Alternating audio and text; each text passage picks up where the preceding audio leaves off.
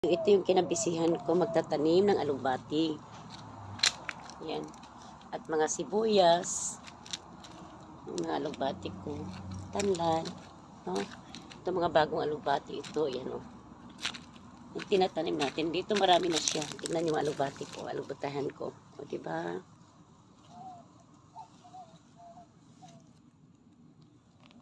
Ito naman yung mga sitaw natin guys.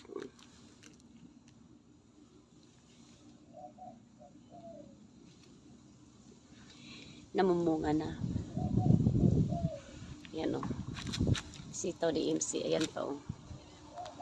Diba? Yan sitawan ko. So, busy po ako dito sa likod pag hindi ako nagbablog. Mga sitaw natin. Ayan, namumunga na siya guys. Ang daming bunga, no? Ito maliliit. O, diba? Yan pa. Pero pwede na to. Mahaba na siya. Ito pa. Dami ko ng sitaw. Ito pa, oh. Ito pa. Malunggay naman natin. Nandito. Tumubo na naman siya. Kasi pinoprone ko siya, no? Ito naman yung ating malitsuga. Ating mga pichay, guys. So, mga pichay natin. Yung ating sili. Namumunga na. Namumulaklak na siya. May mga bunga na yung iba. No? Sili rin natin ang mataba. Ito, namumunga na yung sili natin. Natutuwa talaga ako guys sa aking mga sili. Oh, ito. Sili ko. Yan, baka hindi nyo alam. Masarap na gulay yan. No, na pinabayaan lang natin sa bakuran. Yan, masarap na gulay yan. So, mga sili-sili ko. Yan, mga pichay ko naglakihan na. Malunggay. Pamalunggay.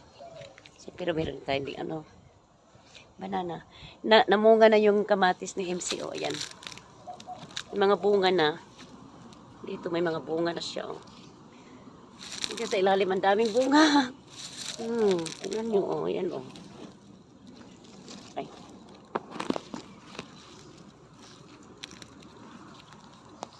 Papaya natin. Oh. Na sa Bisaya na South pa kay dinaanan ng frost.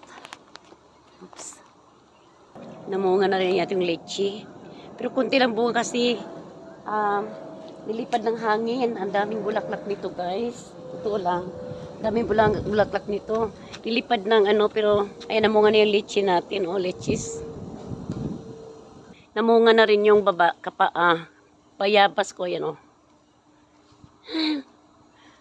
Ang sarap pakiramdaman pag meron ka ng mga ganihang bayabas, namumunga na siya. Yung iba kinakain ng squirrel yung bunga, ginuo ko. Hindi man ako makapag-harvest ng mga bunga nito kasi kinakain. Marami siya. Namunga ng malaki ito. Yung sa ayan, o tingnan mo, yung, yan, ito.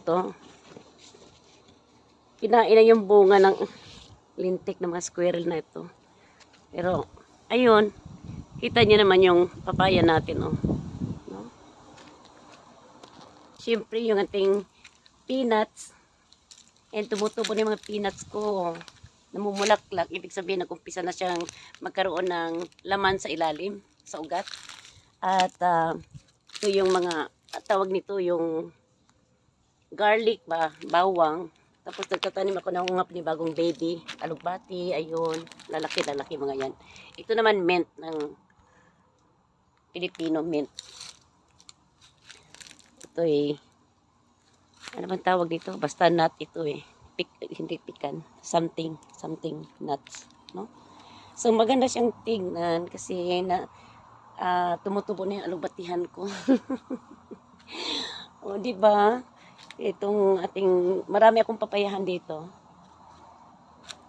Kalamansi, mamulaklak na to. Disye, mamulaklak na yan. Tanglaran natin. Tagal mamunga ng kaimito, ano na to, matagal na to. Pero, para siyang midget na kaimito. Malapit na rin ito. Next year siguro mamumunga na to. Diba? Dito naaabot lang natin yung papaya. papaya pa more. Ito naman yung coconut ko, namunga siya pero inubos ng squirrel. Yeah. Yan ang kabisihan ko dito sa likod. At ito naman ay ibang klaseng mint ito. Ibang klaseng mint. O, diba? Manok na lang ang kulang. Manok na lang ang kulang. Marami naman tayong manok sa freezer. Kaya, ang ganda tignan pag namunga ng mga sili mo, gaya nito. Yan o, may mga bunga na siya. Yan o, may bunga na siya.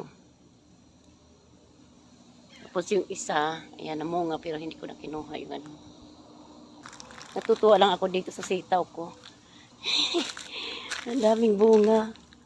Tuwan-tuwa yung mga sitaw ko talaga. Nai-enjoy ako dito. Yan po, kala nyo ba, paupo-upo lang ako. Hindi po, busy ako dito sa likuran. Tanim ng tanim. Malapit ko nang i-harvest ito next week siguro. Tama-tama na, no? Marami na siya eh. Ayan, ang dami na talaga ng sitaw ko. Tinataas ko lang para hindi bumagsak sa lupa. Marami na siya pati dito pala. O, tumubo na rin. O, yan o. O, dami nila o. Pero itong maliliit, inahabol ko lang, ano to, purple. Kulay na purple, pulang sitaw ito. So, mga baguhan lang ito. Yung mga to. Nagumpisa ng umaba. So, yeah.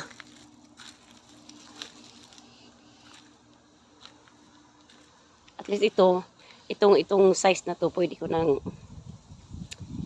itula. O, diba? O, napakali.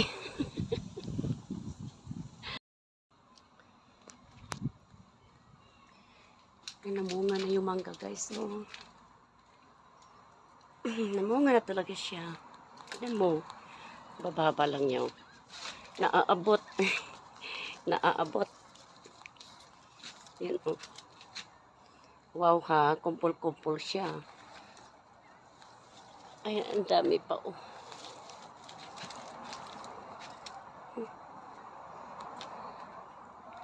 Halaka. Ang dami nila. Ano ko, may malaki. Gusto ko nang kainin para sa bagoong. Palakihin ko muna. Ang dami. Wow. Pero, mas masarap yung mangga sa Pilipinas. True, true. Dami pa sa taas.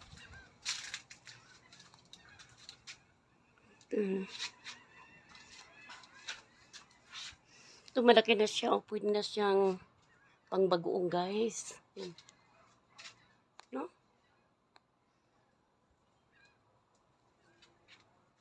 Wow, ha? Pero na tayo maha-harvest. Mangga. Oh, lipat kasi kayo dito sa Florida. Para ma-enjoy ninyo ang buhay Pilipinas. Hindi na kayo magdalamhati na hindi nyo nakakain mga ganyan. Meron tayong papaya, may malunggay, may sitaw. Kahit anong tanim nyo dito mabubuhay. No? Mabubuhay talaga. Pwede ko na nga i-harvest itong mga lubati ko eh. Ayan. Pwede ko na i-harvest. Ang lalaki ng dahon oh. Parang mga paypay.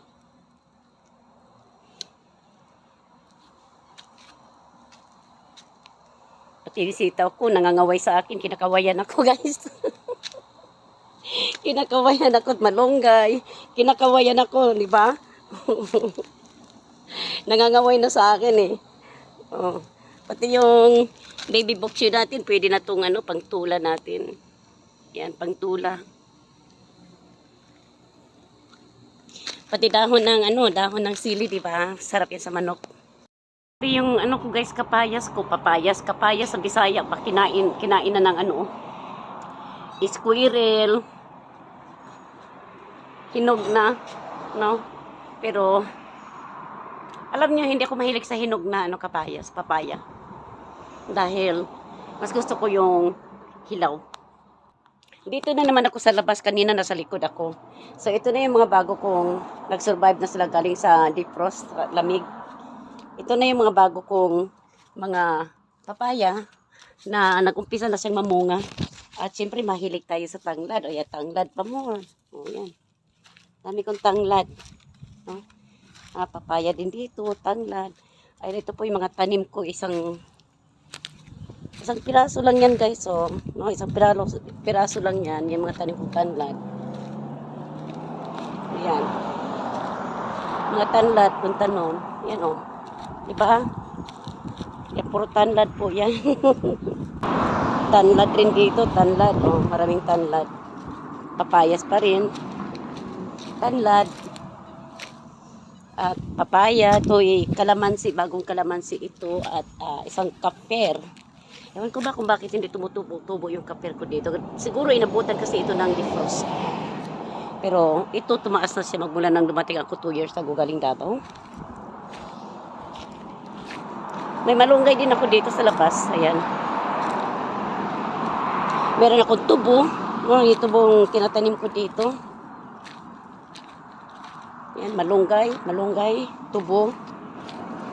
At kalamansi din. Ayan. Mangga. Ayan, meron tayong manggang maliit. Ano yan, midget. So, sinadya ko yung ganyan. Itong klaseng ano to, gooseberry. Ito, gooseberry. Ang baby nito, masarap talaga ito sa tinulang manok. Tinulang manok, basta baboy, ganyan, masarap talaga. Maraming benepisyo ito sa high blood, diabetes. Parang malunggay ito. Imagine, equivalent ito ng malunggay. So, napakasarap kasi siya mapait, no? Ito basta yung sa Bisaya, udot ba, yung dulo lang. Tapos yung bago ko tinanim na kalachucha, ayan, ayan, oh. Nagdahon na siya. Tapos ito parang hindi yata nagusto itong lugar na to. Yung isang klaseng mangga naman ito. Siyempre, papaya na naman. Dami ko papaya, no? Yan. Kita nyo? Ito po. Yan. Kita mo mga malunggay ko, papaya, puro puro lemongrass, mga tanlad, ayan o, sa tabi ng kalsada, ayan o, nakatanim, at doon din may papaya. Pero ito malaki-laki na yung ano ko guys. Itong mangga na to. Maliit pa lang ito, pero ngayon lumaki na siya. Kaya, I'm happy. At ako naman nagmumo dito, ay naglilinis. Asawa ko hindi, ako lahat naglilinis dito. Kaya, ayun.